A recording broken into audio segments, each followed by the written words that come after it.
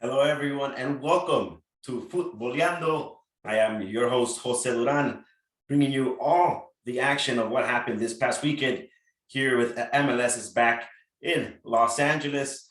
More specifically, everything that has to do with the LA Galaxy, LAFC.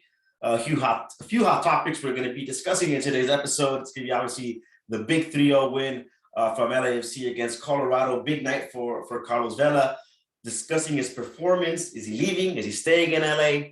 On the other side of the field as well, the Galaxy. Huge win coming with a late winner from Chicharito Hernandez, 1-0 over the defending champions, New York City FC. Douglas Costa debuted to go ahead and discuss. Is Sergio Ramos coming to the Galaxy? Rumors are out there on that as well. So a lot of hot topics that we're going to be discussing, but it's just great to be back with the MLS. MLS is great to be able to go ahead and talk MLS soccer with you all. And more specifically, like I said, the LA Galaxy and LAFC's performance. Off the bat, let's just go ahead and just jump on right to it. It's called discuss the Galaxy. They had a huge win and with a 1-0 victory over New York City FC. Huge win in the terms that you obviously are defeating the defending champions. It's the first game of the season. You obviously want to go ahead and start on the right foot. They did so last year against Inter Miami FC. So it's a great way to go ahead and get the first 2 points ahead of you. But it was a slow start. It was definitely a slow start off the bat for the Galaxy. It seemed the first half didn't have the energy that they should have had, even though Douglas Costa was making his debut, right? And speaking of Douglas Costa, I thought obviously his first game, he shouldn't have been playing as a starter. I think he hasn't had enough practices in him, and I get that he's Douglas Costa or whatnot, but you get what the performance he had on Sunday. That's what you get for putting him in as a starter, right? I feel his legs were not with him. He wasn't in rhythm that he should have been in terms of his other teammates as well, and that kind of showed, right? If you would have put him in as a second half sub, I think the impact that he would have had wouldn't have been as much the same, but it's kind of the way it goes, right? With big signings, the Zlatan came in the same way. Either way, I think that kind of just gets overshadowed and overlooked by what happened with the late winner, right? The Chicharito Hernandez goal, a great setup by Raheem Edwards. I think he just showed the kind of class and player that he is. And will provide for the offense this season, right? Not just a left back that kind of just defends and somehow contributes to the offense, but obviously a left back that could put a world-class number 10 pass like he did to Chicharito Hernandez, right? 1-0 for the Galaxy, but I don't want to go ahead and rain on the parade, but I am going to go ahead and rain on the parade over here, because if that goal doesn't go in, a lot of frustrations from the Galaxy camp, I feel like. I think that they got lucky. Start off by the Araujo play, right? That no call PK, that obvious red card that I see from Araujo. I think it's frustrating when you see those kinds of plays from Julian, because we know the great player that he is. Not sure exactly what's going through his head when he makes those kind of mistakes, like he did there. Got lucky. That was a no call, right? Sega Koulibaly, after the beginning of the first couple of minutes, creates an error in the back. We get lucky. Also in the back as well for Sega Koulibaly in the second half, a couple of mistakes that almost leads to an opening goal that just goes wide from New York City FC. So Galaxy fortunate enough to go ahead and get out of this game with the 3 points. But it was a great performance from Chicharito in terms of what he did in that last minute goal. Throughout the whole game, not so much, right? It looked like they had on a lockdown, but New York City FC kind of just went there, and it seemed like they were okay with the 0-0. And around the 70th minute, I think that's when the LA Galaxy players kind of snapped out of it and realized, oh, this is a game that we're actually here playing in front of our home crowd. And kudos to that crowd out there too. I said it on my Twitter, by the way, at Jose Duran Sports. It was a great victory for the Galaxy, but a great victory then for the fans. They deserved it. Mostly the fans that were sitting in that heat section, right on the other side of the field, on the far side. Kudos to them. They stuck it out. They were there to the very end, and a great turnout crowd at the Dignity Health Sports Park to watch the Galaxy come out with a 3-0 victory. It was Costa's debut. It wasn't the greatest debut, but it was a 3 points that the Galaxy needed. But like I mentioned, that center back, there's always going to be questions for that throughout the whole year. They signed Douglas Costa, and they kind of got themselves together tactically wise. In terms of the three-fourths of the field, right, going up forward, I think they were able to make some moves there. But in terms of the center backs, I think that's going to be huge for the LA Galaxy. It's going to be huge for them moving forward. It's going to be a huge question mark.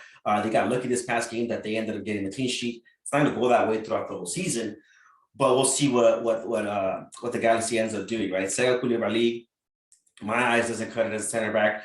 If you want to go ahead and compete in the league here for a title, that ain't it. You want to make the playoffs? Maybe. And just make the playoffs? Then yeah, go ahead and stick to Koulibaly.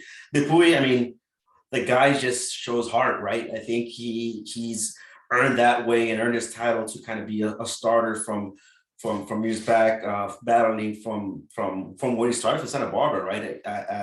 Over there at UCSB, was a forward, converted himself into a defender, and now he has that starter spot. But again, still very questionable at that position himself, because no matter how much heart he puts into it, there's always kind of a couple games here and there where he's going to get beaten on crosses, he's going to get beaten on one-on-ones. So that's the biggest question mark for me for Galaxy. Rumors have it, obviously, that Eric Zavaleta is about to sign with the team. It's going to be a great addition for the Galaxy. I think that Eric Zavaleta, if they had another great center back, maybe like Sergio Ramos, which we'll get to in a second, it'll be great. I think he'll be a great addition for depth.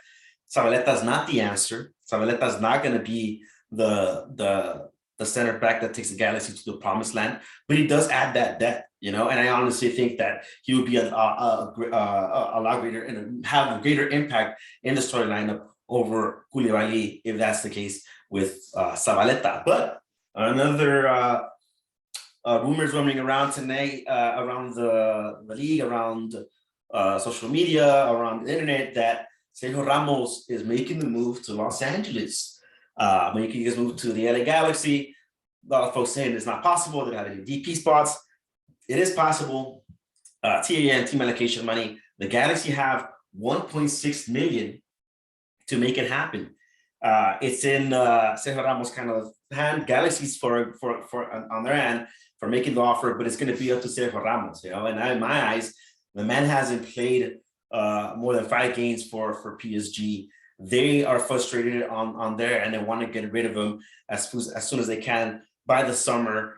The Galaxy's the kind of, so they want to terminate his contract completely. The Galaxy come in and say, hey, we'll give you 1.6 million. I think Sergio Ramos should take it. I mean, that what other move we want to go ahead and take than moving to Los Angeles? Even if it's 1.6, we know what happened with the Zlatan move, and the money he's going to generate is going to be way more than that, obviously. However, for the Galaxy, they do not care if the man has not played all season. They do not care if the man is injured with a calf injury the whole year. He's only played for more than 5 games for PSG. They do not care. The Galaxy's in it to sell the jerseys, and that's what they're going to do, even if he does not play for the Galaxy. They're going to hope that he's okay, right? Sergio Ramos is obviously contemplating even retiring due to the injury. The Galaxy are going to hope that they go ahead and get him for the kind of money that the amount of money that they want to go ahead and sign him for 1.6, and see if they get a Ramos that's able to go ahead and get better from that injury. But like I mentioned, they do not care if he's injured or not, if he plays or not. They've showed us they've demonstrated us with the signings they've done in the past and previous years. They don't care if a player's injured. All they do care is the money and the income they make throughout selling those jerseys. Not going to say that Sergio Ramos is not going to make an impact with the Galaxy if he does come and play, but those are the facts, and those are what's going on right now with the Sergio Ramos rumors, if indeed he ends up coming to Los Angeles. But that's it for the Galaxy, obviously, for this upcoming week. Kind of recapping what happened this past Sunday. Great win for them. They ended up getting 3 points. Still a lot of question marks on my end, and that defensive center back positions for both Koulibaly and Dupuy. But they ended up going ahead and starting off on the right spot. They head to Charlotte this weekend. It's their inaugural game, expecting a sellout, expecting a huge crowd out there in Charlotte. It's going to be a great one for the people in Charlotte, for opening up the new stadium, having the 5-time MLS Cup champion, the LA Galaxy, hosting them, the biggest club in Major League Soccer in terms of championships. It's going to be a great match. Charlotte comes out losing from DC United 3-0. The Galaxy obviously come off on a good start. So it's going to be an interesting game, interesting matchup. I think inaugural games are always a toss-up. For the most part, the home teams, I feel like their heads aren't as into the game as they should be because everything going around them, which will benefit the Galaxy. But we'll see what the score is there. My prediction ends up being a Charlotte tie with the LA Galaxy 2-2. Now, moving forward with the LAFC.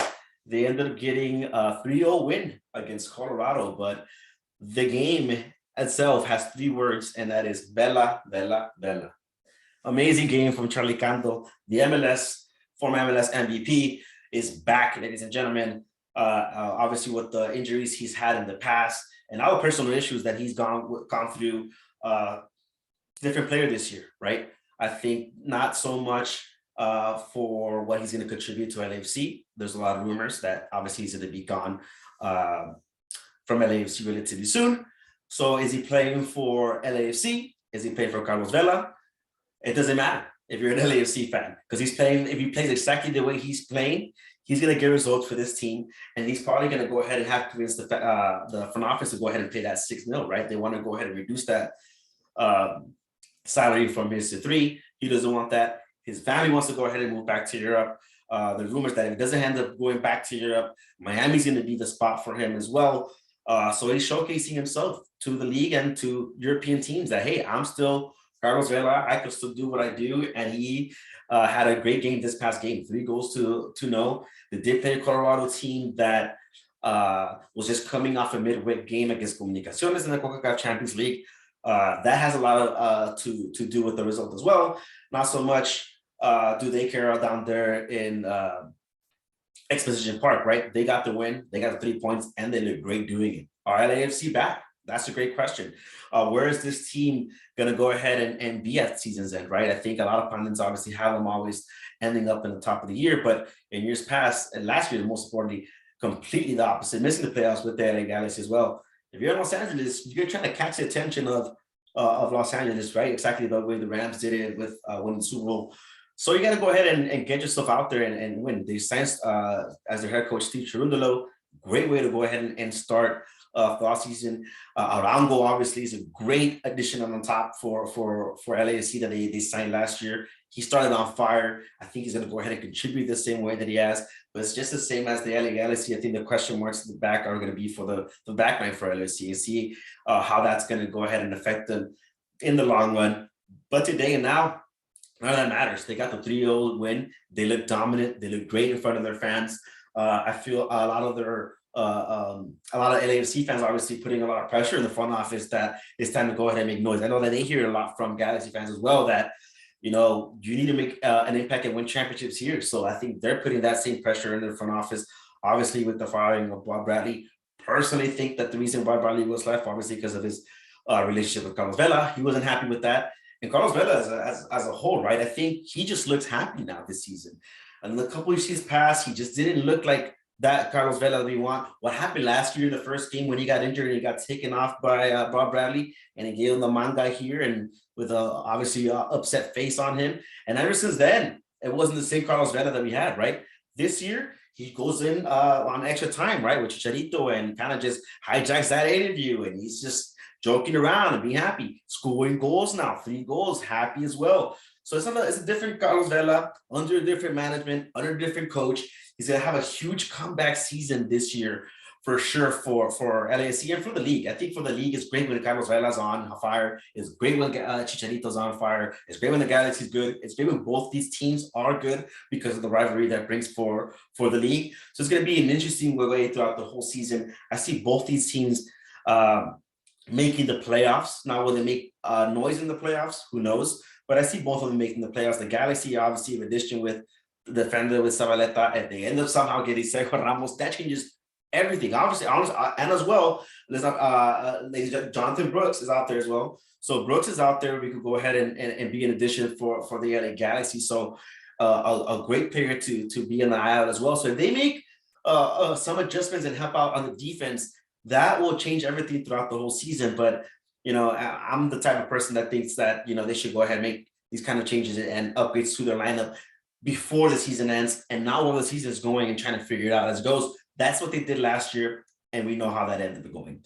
For LAFC, upcoming Portland Timbers, what does that mean? It means that they're going to actually be able to get challenged and see where they're at against a great team. We know what the Portland adds on to here. They end up coming from a tie 2-2 against Bruce Arena's New England Revolution side. A great match in Chara with the golazo from Chilena. So we'll see what the pupils of Giovanni Savarese bring over to the Bank of California Stadium. I think this game we're going to be able to go see exactly where LAFC is as a whole as a team.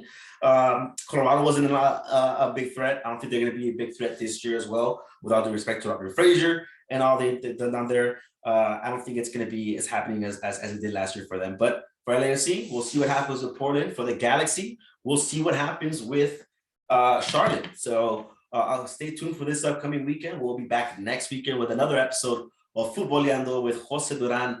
Remember, folks, if you're not on the sidelines, it's not sideline sports. Thank you so much for joining us for this episode of Futboliando. We'll be back next week with a lot more intake between the Galaxy and LAFC and all that happened this past weekend.